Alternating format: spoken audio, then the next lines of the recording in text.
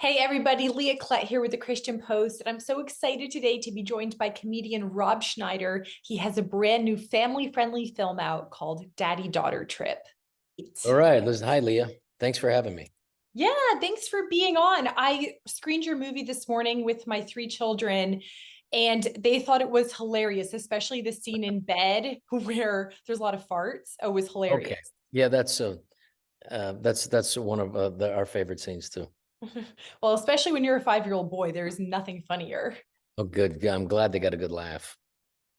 Well, Rob, this is such a sweet movie. It's uplifting. It highlights the importance of family, and how we don't really need materialism, right? To Yeah. be happy, to find love. So, what was the inspiration behind making this movie that's really a family affair for you and really includes a lot of your friends too, which is cool? Well, I wanted to make a movie that finally my wife would let my kids see. This is the first one, and I wanted to make a movie that make people feel good and make a movie that like those sweet Italian movies, Cinema Paradiso and Il Postino, a movie that make you laugh, make you think, and make you feel like you're watching a real family, and it is a real family. So I love it. I got to work with, my friend's wife, Jackie Sandler, Adam Sandler's wife, and I got my wife Patricia wrote with my best friend Jamie Lissow, and we had such a fun time. And I got to, my daughter Miranda starred in it. So we knew we had something special there, and I'm glad your kids liked it. Oh, they loved it. I'm Good. curious how much of the movie was informed by your own relationship with your family, with your daughter. That's a good question. I think no matter how much money or you have, whether it's little or no much, it's time. They want to do stuff, and the childhood flies by no matter what. It's just zooming by, and you need to spend time and do the things and make their childhood as special because it's gonna fly by, and it is the most special time in life. So if you can make their childhood as beautiful and as you can, and truthfully, the most fun I have is when I'm with them doing stuff. Like when we just got to take a trip recently, and it was just, God, we got to do this again. So this year we got to do a couple of trips, which is like, oh, it's fantastic. I want to do a couple of trips a year, all the way until they're 30. Yeah. The scene with the sunscreen squirted on the chair. Did you Did the cut, kids was that laugh at out of that? your, oh, I was horrified, but also like that was kind of genius. Did that come out of your own brain or how did you come up Mhm. with that? Well, I figured I wanted to do something very gross, and I was really out of shape during this movie too. So I just like, this is a guy you don't want his shirt off, they get somebody at the pool like, and I just, did the squirt of the chair and just rubbed it and it's great to hear people really laughing hard during that scene.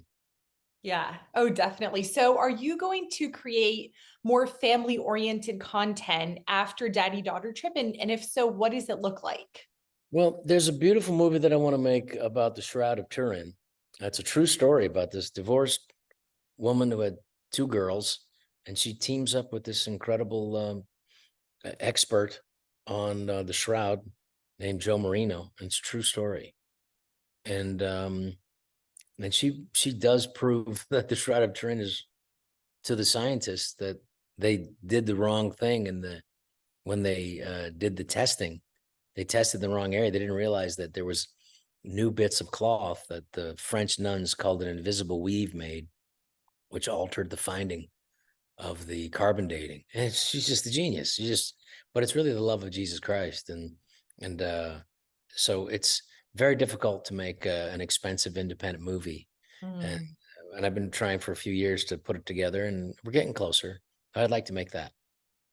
Well, that's a reflection of your newfound faith that you announced on your 60th birthday on Thank social you. media. You said you'd converted to Catholicism.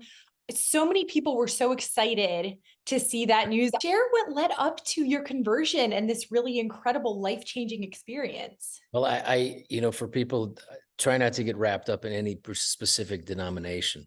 Catholicism works for me because it's the closest to the actual words of Jesus Christ, and it's from the Aramaic to Greek to the Latin. And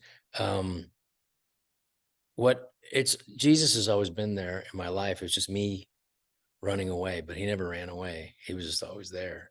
So it was just acknowledging it, and also realizing that, what's in our world right now is, it was so much evil that was happening during the COVID and the tyranny that was forcing people to do things against their will. That it really did come to a it came to a head for me, where you had to acknowledge that there is some sort of organized evil, and the opposite of that is much stronger, which is Jesus and God. Um, and I got to meet with this Father Passo was my priest, and then he introduced me to Father Ripperger, who was a wonderful uh, Catholic priest and very strong person, and he was very reassuring in talking about what's happening in the world now, and to have faith, and to know that, was a beautiful thing. He said, Jesus already won. This is Mhm. just a mop-up mission. And I like that thinking, because it fortifies us and gives us strength. And we are supposed to be challenged.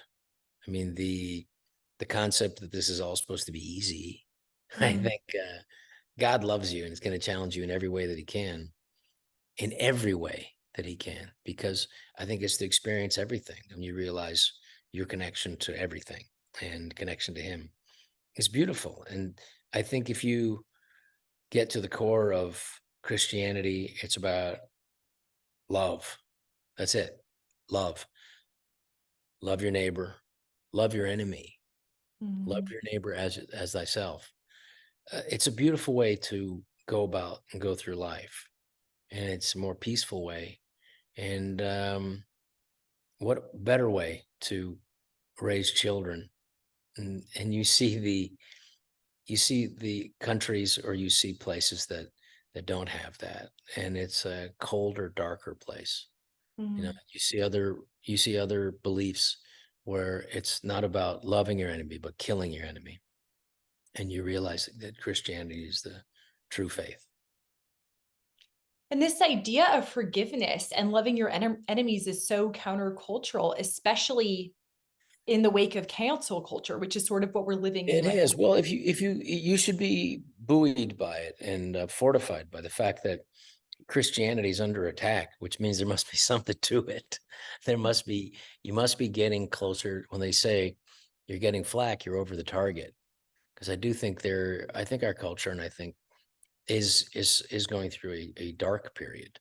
And I think whether you look at this historically, theologically, if you look at it logically, you'll see that, yes, if you go back 100 years, in about 1923, I think they were just throwing Hitler in prison, the Weimar Republic. Um, and I think that it entered into a darker place. And I think that if the United States isn't careful, uh, we are going to go down a similar path. And I think it's really important right now for faith and for strength, for forgiveness, but also for a steely resistance to evil. Mm. And I think it's really important that people arm themselves. And I mean that physically, I also mean that spiritually, for what's coming up. And I think that there is a real um, storm brewing. And like I said, Jesus already won. This is a mop up mission, but it will be a mission.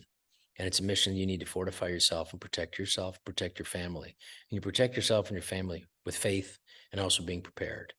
And I think there's a cultural war that's happening. And whether that cultural war turns into a cultural war and a spiritual warfare that we're dealing with, where it turns into an actual war, there is in some parts of the world. So it's it is time to get closer to God, and to heed the words and be strengthened by it, not weakened, not fearful, strengthened by it. Mm. I love this boldness. How have you been impacted spiritually by being famous, by coming out as a Christian in Hollywood? What has that experience been like? I don't feel a part of Hollywood. I don't feel any obligation to Hollywood whatsoever. I don't feel like I am from Hollywood. I'm just an actor who made my living for a long time there.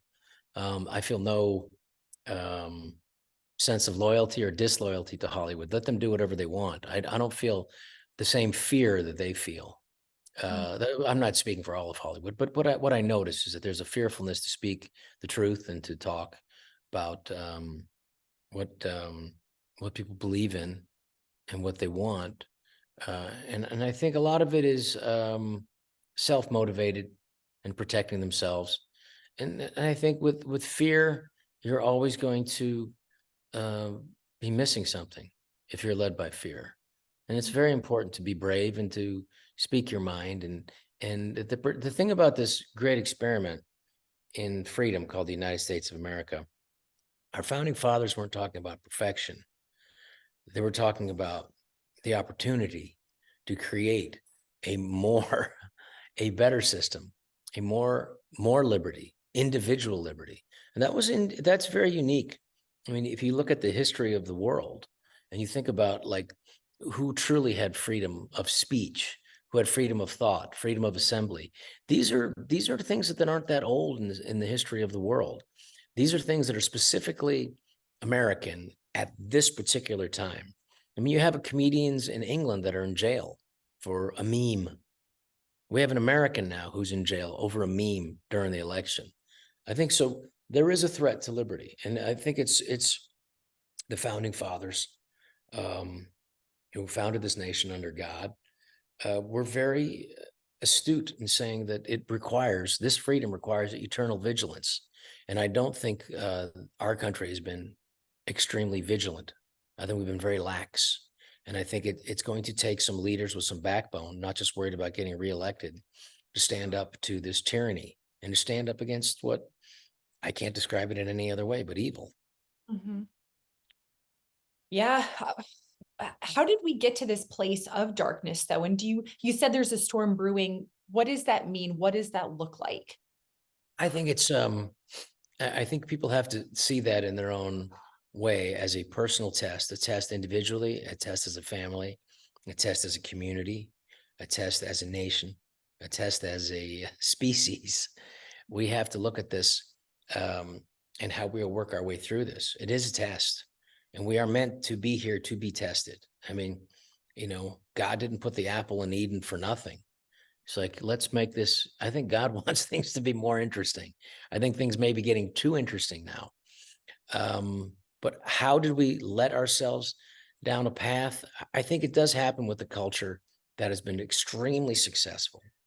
And I think if you think of how people are evolving, um, I think that what's happening is there is this we're having a change in evolving people with mental health problems. And I think people are spinning out because it's a system that has provided all their needs. It is a system that has given them the opportunities, so much so that they don't know what to do. And I think it becomes lost and I will say easily misled. And that's, I think, the experience that's happening now is where people are being misled. They're being used for agendas. And I think you can easily point to them and, people watching this will know what they are. And I think people are being used and to feed into a system that is corrupt. And I think that corrupt system is being exposed and people know what it is. And I think people have to cling to their faith and be strong. Now's the time to be brave, be sensible, be smart, but be brave. Rob, how will your faith influence your future projects or That's roles a very interesting question. in No the one's asked me. entertainment industry? No one's asked me that yet.